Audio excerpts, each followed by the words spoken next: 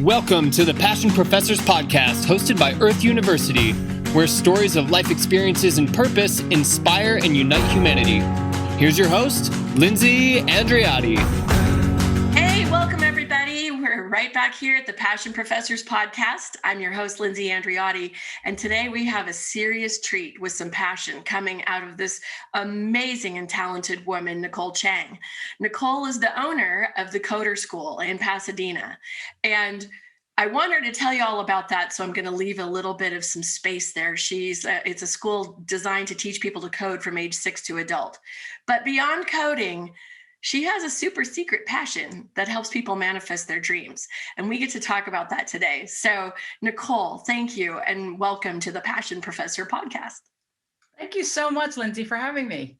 I'm so grateful you're here. We're going to have some fun today. So I would love to have you tell our audience, what is it about the Coder School how did you get started with it? You know, you began some time ago and I'd love to hear more. How did it begin? Yeah. Mm-hmm. So I actually come from the corporate world. I used to be an investment banker on Wall Street and consultant. And I got my law and business degree after studying economics and engineering as an undergrad, and always loved education and kids and kind of the mix of the right and left brain. But as a good student, after I graduated, I went to work in the corporate world, and I spent over 2 decades in the corporate world, most of it in Asia and Europe, working as well. And then I came back to the US and I worked in banking for a while. And then there's kind of, when you get that instinct or feeling that it's time to just kind of follow a bit your passion. I realized I wasn't getting any younger. And I decided to look for something where I could take my love of entrepreneurship, education, and youth, and look for a way to, if you will, kind of start creating my own brand or having something that I could leave my imprint on. And I, having started several companies before, decided that I didn't quite have the stomach right then to start from zero. So I decided to invest in a franchise. And as I started looking around, I found this great franchise called the Coder School, which is based in Silicon Valley. And they're the #1 after-school coding program for kids. And I went to meet them and I really liked what I saw. And so I invested in the LA region. I love it. That is so smart too. I mean, I think how many kids and adults, quite frankly, would love to learn how to code. And so tell us a little bit about what makes it special. You know, there's things about coding that are really cool. You talked about the 3 C's, and I'd love to hear more about that. And I also want to hear just what's special about learning to code. Why is that important right now? I think it is. And I'm just curious what you're seeing. Yeah, well, so there are many answers to that. I mean, for the child or the parents that are anxious about their future, I mean, if you talk about job security, which seems kind of funny when you're dealing with kids, but a lot of parents come to us saying, I want my child to be able to find a job later on. But if you think about where the future is, job or otherwise, it's going to involve technology, and technology is driven a lot by coding. Mm-hmm. And so that, I think, is a really important skill. But my interest in the Coder School goes so much beyond just the teaching of coding, because I don't think that if not, at least most of our students, our goal is not to make them professional coders, if you will. Totally. Here, we're just trying to get them equipped for the future. And that future is one which is a very uncertain future. So we want to give them the power to be comfortable in a world that's constantly changing. They say something like 85% of the jobs in the next 10 years or something are not even invented today. Correct. So you can imagine it's sort of like, well, how do you prepare for such uncertainty? Mm-hmm. So my background was a lot in design thinking. And so what I really wanted to add as a special twist, and that's the beauty of a franchise, because you can add your own twist to the model. Mine is adding what I call the trifecta of 3 C's. Ooh, cool. And that is giving the skills of creativity, critical thinking, and confidence. And that also comes from me as a parent. When I had my kids when they were much younger, and I thought about what skills do I really, or what do I really want to imbue them with? It Right. was basically these three things, because I sort of said, you can learn things or look them up so easy on the internet. So it's not about facts per se, but it's about how to be able to take information and integrate it into later on being a great contributor to this world. I love that. Oh my gosh. And so when you think about creativity, critical thinking, and confidence, those three things, how many parents do you see have no idea how to help their kids in at least one of those three areas? I was just thinking about this a moment ago. In my lifetime, having my own kids too, it was challenging to help build their confidence. They get that through doing something, right? Mm-hmm. They also get it through something that you and I are definitely connected to. It's visualization. It's the believing that you can so that it can manifest. And I'm curious, are there things that you do with the kids to help them connect to what they want to do by learning how to code? What is it that they're passionate about?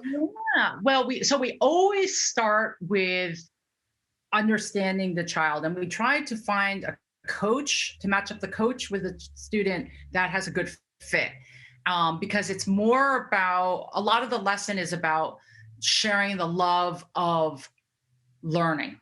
Mm-hmm. Apart from the coding skills in of themselves, of course, because frankly, there are many, many places one can learn the technical things, and it's constantly changing. Yeah. And so our job is to try to make the students independent, to give them enough of a base that they feel courageous enough, if you will, or capable enough to on their own continue to learn, should they not always be biased. So we purposefully don't just like sit there and have them feel dependent on us. I think that's what builds confidence. Yeah. I mean, sometimes I know so many people who see a psychiatrist and they say they love seeing their psychiatrist, but then they're like, can't leave, must see my psychiatrist. And then, you're kind of attached to it. And from a business perspective, may make sense if you're paid by the hour, but that's not the model we're like, but I'm not saying anything negative about psychiatry. I love the space, but what I am talking about is we really do work on that aspect of confidence. And it's interesting. We don't necessarily talk about that as our selling point to the parents, because they, in the beginning, at least think that specifically it's about coding, and often they don't even know what coding is. So it's hard for them to really fathom like what else it can do. So when the selling part, we really are kind of focusing on that. But very soon, the students start seeing, and the parents start seeing what else it can bring into their lives. Oftentimes we have like checkpoints during the year, and I will go to students and I'll ask them, I'd like you to share not only something you're proud about that you've been working on coding, but share some way that coding has influenced your life outside of coding. And some version of confidence is invariably one of the responses. And I'll give you an example. For example, someone said that because of coding, their math has just skyrocketed and gotten so much better. And really what that came from is that coding allows you to fail. Yes. And to fail with so easily, because it is so easy to make an error in syntax or whatever, and to get, basically you'll say that, this is not defined, it won't run the program. Right. And one often finds in debugging that to make the code run, it's oftentimes they've just missed a colon or capitalization letter. So it's a minor detail. It's not like I don't understand it, it's just a minor. Mm-hmm. So this student went on to explain that in sort of getting a lot of failures, if they will, and sort of realizing it's no big deal, the computer's not going to break, and I could just try it again, it's probably just something minor. When they started then looking at math with those eyes, they realized, you know what? I'm not a dummy. Just because it's not working, this equation doesn't balance, it doesn't necessarily mean I don't understand it. It's potentially just a little minor little mistake I made. Yeah, right? And no big deal. Yeah. Like try again. Not the end of the world, and I'll just try it again. And with that attitude that he developed from coding, he was able to transfer, in this case, math, and become like top of the class. Brilliant. And I'll tell you, The number one skill of an entrepreneur, and I know you are one too, and I've taught this in many universities, fail fast. Right. If you're going to go for it, get out there and fail, because it does build your confidence and you begin to understand what it is that you're kind of missing. There's no make wrong in it. It's like, in fact, you should celebrate it and go, woohoo, it's not that, go that way. And I think that's very true in coding. Extremely true. You can just try again. And and it's different thing. Yeah, exactly. And it's actually quite linked to the creativity aspect. And it's interesting. So in coding, you're always asked to exercise your creativity. So you think about kind of what your end product or goal is at first, and then you have to figure out, okay, how do I produce it? And it gives, obviously, that's a lot of confidence in thinking about your end goal, and then sort of how do I get it out there into my programming, if you will. Right. But it also makes you think about like different ways of approaching things, and understanding combinations. And so obviously, one could say you could, import all these different sprites or different aspects or designs into the code. But outside of coding, where coding comes forth is, I'll actually give an example of one student. It was interesting. He said, since I started coding, I've dressed so much better. And I was like, what? And it was interesting because like through these concepts of lists, if you will, where you can try to like pull different combinations of things and mix and match. He was saying before he would just wear like jeans and a gray t-shirt. But then he started like seeing his clothes as like combinations or different outfits he could create. So he's like, I should try this different combination. This could work as well. And he started saying that his dressing really changed and it became more diversified and became more popular with the ladies. Zoom, the Zoom friends, I'll say. That is amazing. It's so true that sometimes we have to find that different way that creativity gets sparked in us. And I think it's awesome that it's coming through coding. How wonderful. And maybe some of the students didn't even realize it was possible. They were just thinking, I'm going to go there so I can learn to code and get a job. That's the story that they had in their head. And instead, what they came out with were skills to be a fully functioning human being in a world of uncertainty. Yes, no, it's super. And where kids are brilliant, they're really there just to have fun. Right. And it's great if they can, have so much learnings within that fun. I think it's so great. Now, tell me a little bit too about the courses. Are they in person right now? Are you doing online? How does that work? If people wanted to be part of the course, what would they need to do?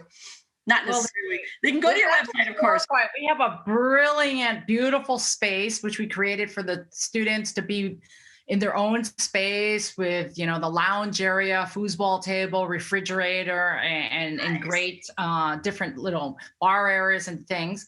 Is it in Pasadena proper? In Pasadena, downtown okay. Pasadena, and it's beautiful with parking. But we unfortunately have not really been able to open since March for in-person classes. Oh, wow. And it's tough and it saddens me. And especially as I continue to pay the rent. But we made the hard decision that we would want the students to really be able to focus on the coding and their fun they're having instead of focusing on the distraction of, am I being safe and different things. Right. So good idea. Decided they could probably, ironically, even though it's lovely, it's really nice to be in person. Right now, we didn't want to have to be having that stress or worry with us, because I would feel terrible if one of our students or our staff got exposed to it and Totally.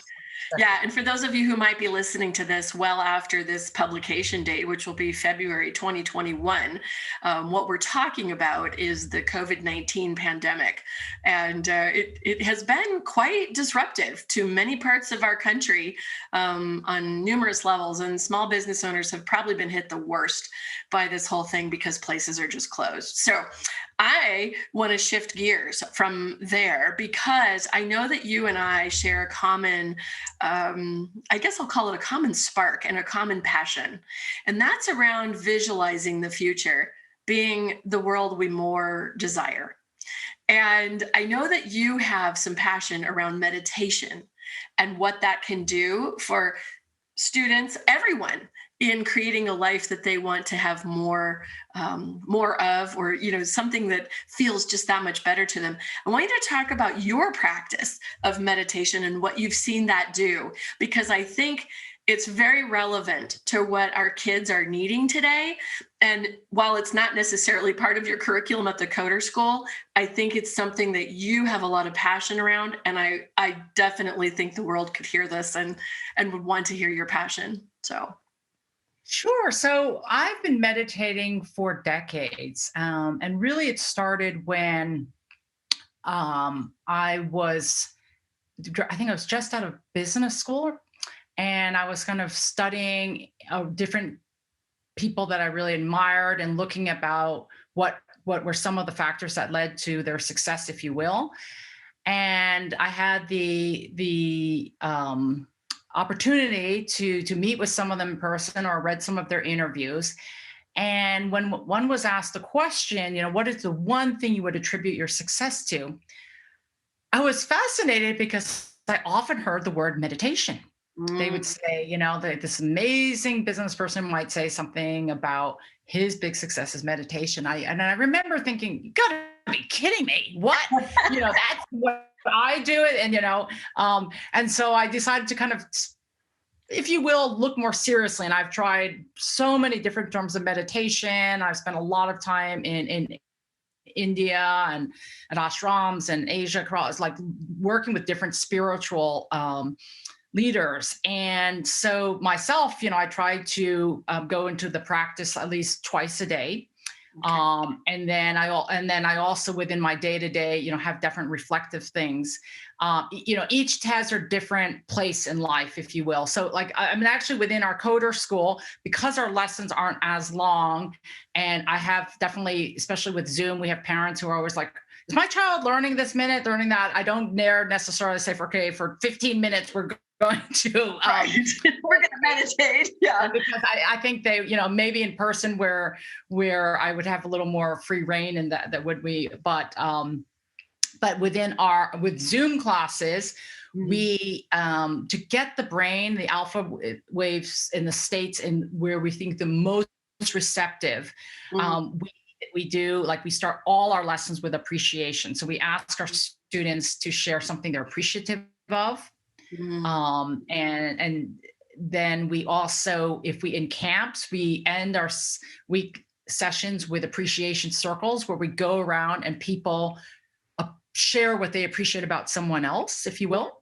Beautiful. And yes, and then so with it, so if you will, I try to find a way that works within this, that framework of that part of my life, and then often in my personal life. So I do coaching for different companies and individuals, and as much as I can, I'll try to put some aspect of meditation within that. And I've just seen it just do tremendous things. What have you seen meditation do? Just if you have an example, I know you probably have thousands because you have worked with a lot of people, but when you talked with these very successful people, the number 1 or 2, 3 thing that they said was meditation was the thing that brought me to where I am, or really supported my success. What have you seen it do personally, or, with someone that well?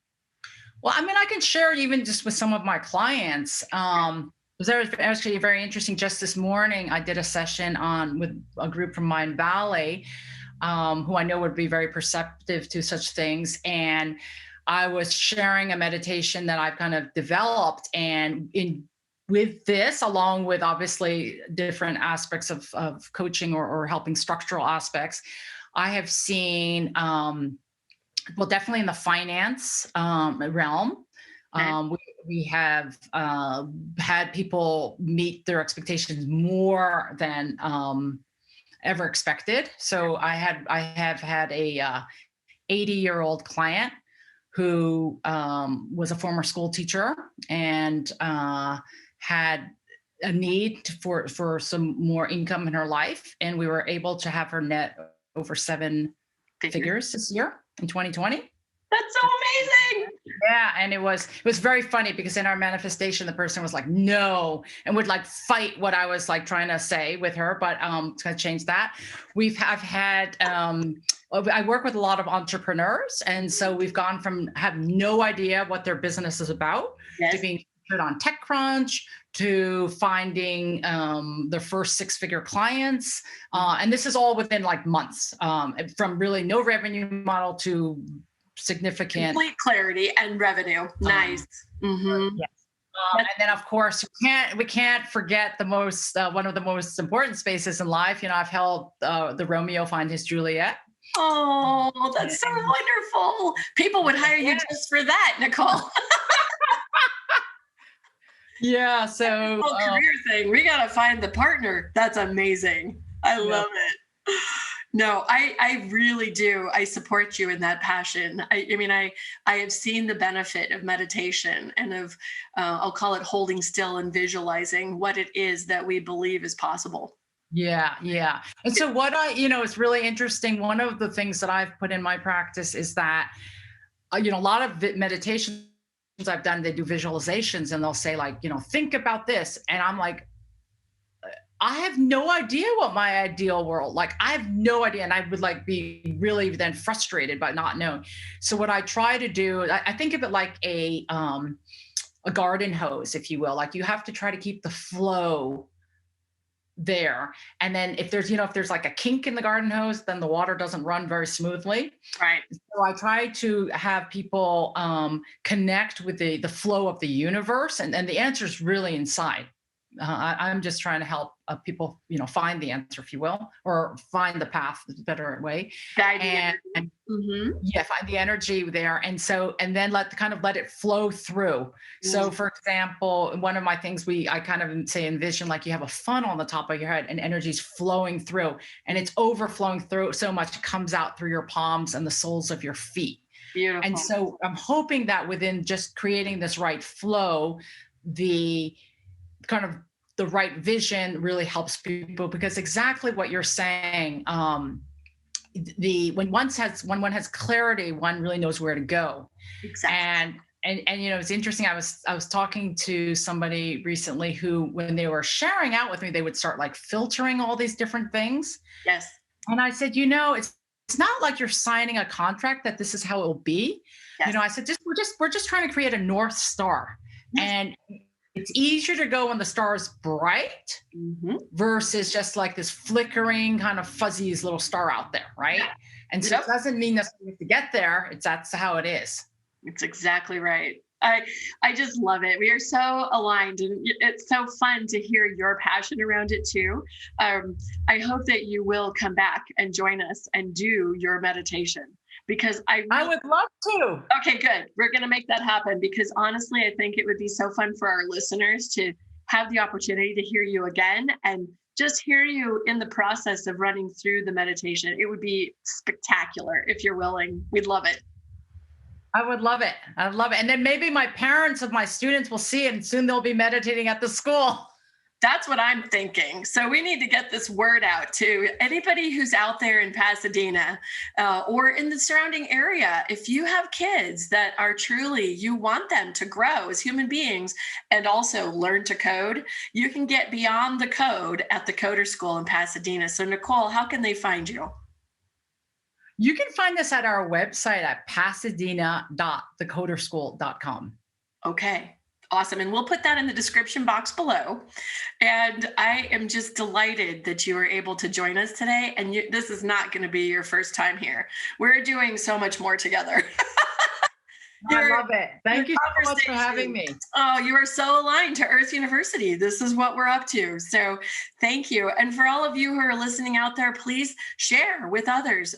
Press like, subscribe, and get the word out for Nicole. Her passion is really around helping our kids grow up to be amazing leaders. That's the truth of it. So again, I appreciate it. And that is all for now, folks. I'll see you next week on the Passion Professor podcast.